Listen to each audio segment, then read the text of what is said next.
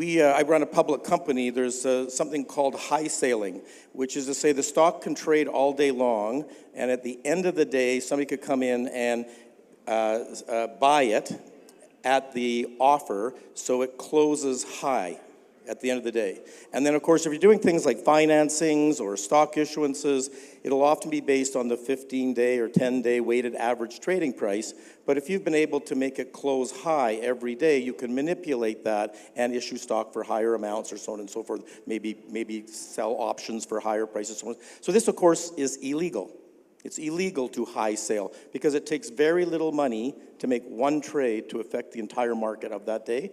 So the analogy in the electricity market is that I'm not sure this was clear, but you're selling the power in minute by minute. Every one of these people are bidding their power. So there's not somebody there like working out with a pencil and paper, what's my bid for the next minute. These are algorithms. We're all as consumers on the other side of a bunch of algorithms, right? So that doesn't feel like a fair market already. But the main point is that they, with all of those algorithms to understand wind coming up, wind coming off, variability, how much power do we want to bid in at a low price to make sure we sell our power? Oh, I forgot the part. The electricity, it's one price per all. This is the part that makes it so easy to manipulate, like high sailing, the one price for all things. So, as you said, wind goes in at zero, right? But wind doesn't get zero. It's the last price that clears the market. So if we need 10,000 megawatts, the price of the very last megawatt is the price everybody pays. So wind goes in at zero, but they get paid that price, as you said, sometimes up to 15 cents a kilowatt, whatever, or 1,000, yep. Right?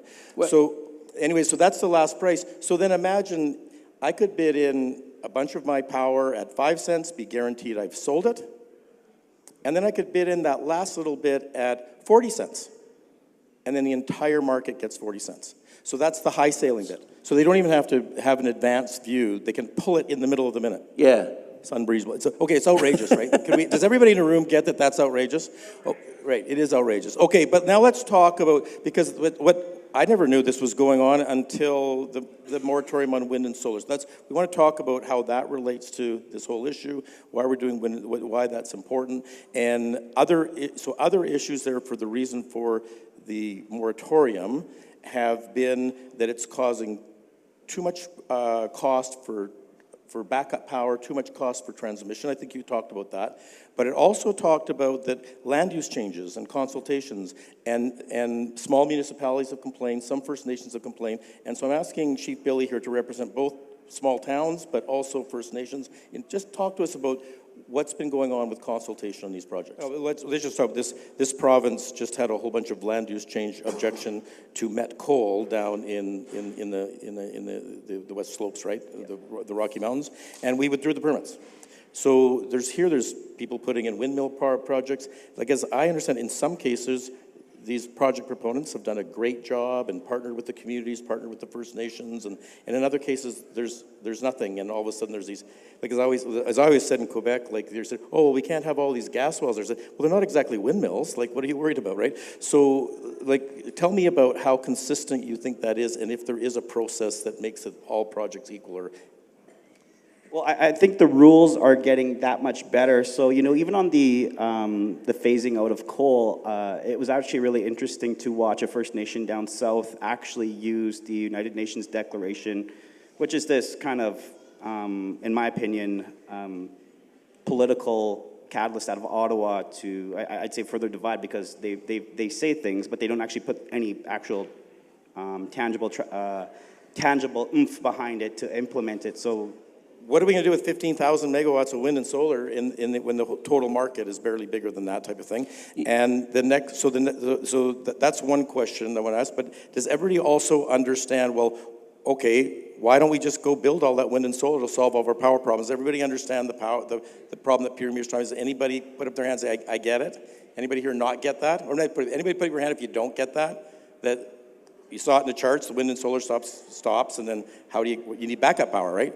Okay, so the solution then is we need the backup power, which are gas plants, and this is the question to Jerry, because the federal government, and maybe I'll let you describe that, but the federal government's now making rules that we can't do that, and as the Premier always says, well, this is not only not going to work, it's also unconstitutional. So, Jerry, if you could just sort of explain what those regulations, but also why the Premier says it's unconstitutional.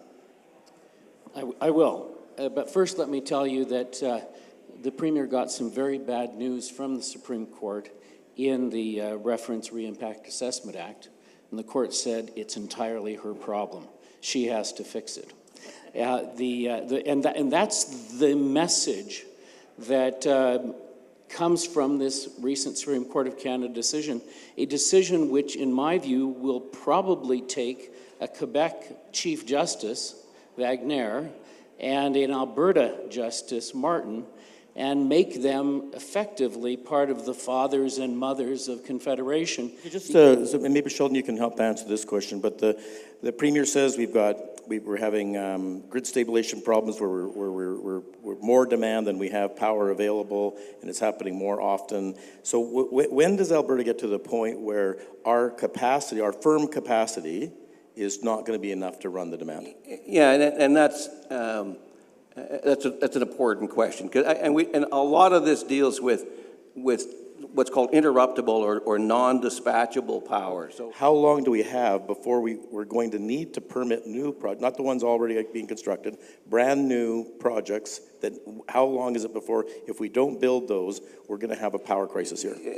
And that's the near impossible question. It all depends on how much we want to use electricity to achieve other what are so-called net zero objectives. So if we want to get our emissions down, you can do it through either not emitting, or you could use an offset to net it. And electricity is a huge source of the solution to that problem. Point two. But Sheldon, to my question, and we're going to put you in question period, I think.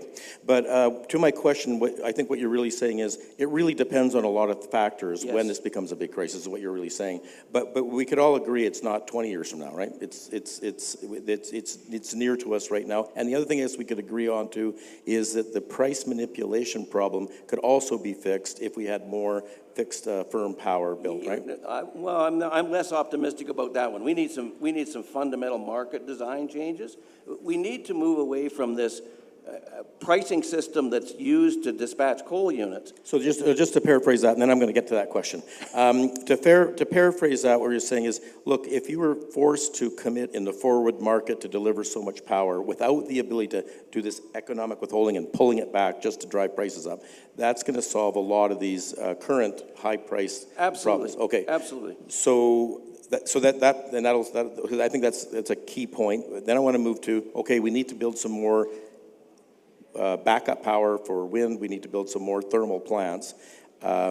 Jerry, you said, the courts have said, Alberta can do it. It's its own jurisdiction. We can ignore what the federal government has said. So let's give the practical business answer. I think all three of you can come. Why aren't people applying to build a brand new thermal plant then? Well, right now it's still uncertain because going to court is the problem.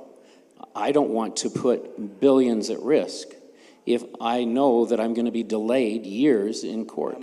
Okay, Bill, you're a business guy. You're financing Indigenous partnerships and resources, things like power plants, for example, right? So do you have? I mean, I guess we have Stephen Guilbeault promising. I know it says you could go to jail, but I would never do that. You've got a really good, excellent constitutional lawyer. We're telling you right now here, the feds have no jurisdiction. They're wasting your time. You shouldn't worry about it. You're a business guy. What do you do? Get shit done. Easier said than done, though. I get it. You had a suggestion. Let's force people to sell real power forward and make them commit to it as a market. How do we make that happen? Well, it's those current pieces of work that are being done. So the ISO is doing some activity. The Ministry of Affordability is doing some. The Alberta Utility Commission, but they're not being coordinated. There's no overall piece that says, what is our objective? I went through that slide really quickly, and I probably shouldn't. But what is it that we really want in Alberta? What does the consumer want? If you decide to generate your own power at home, solar panels, a generator, whatever, you would still have to pay the system charges to the people that you're saying, well, you're too much money, so I'm going to go somewhere new, but I still have to pay. That would be like, hey, Walmart, you're too much money, so I'm going to go to Canadian Tire, and that's fine, but you still got to pay the rent at Walmart, even though you didn't get a product, right? You got to pay their system charges. Right. It's outrageous, right? Okay, I want to leave that because that other problem of how do you build new stuff. What are we going to do about the constitutional challenge? Is it a judicial reference? Is it you suggested that we should just all play nice in the sandbox and get along, but we know who's there and we don't. So what's the answer, Jerry? It is a political question at the end of the day, and the people of Canada have to decide. Okay, well, I'm gonna wrap up today's panel. So why in a sea of energy is Alberta running out of power? And I think we heard several examples of that. While we're told we have a market-based system, we have a market-manipulated system. And it's not just the one price per all and the economic withholding. It's the delay of competitors' projects. It's the fact I can't build my own power and get out of the system. I can't sell to my all these different things. That's not really a market at all. It's a manipulated and controlled market. And I think that's why. So just to, I guess to get to the conclusion that I said before, that's why we're getting screwed as consumers. Okay, so we're gonna wrap up with that and go to cocktail. But maybe just before I do, I just want to thank everybody here.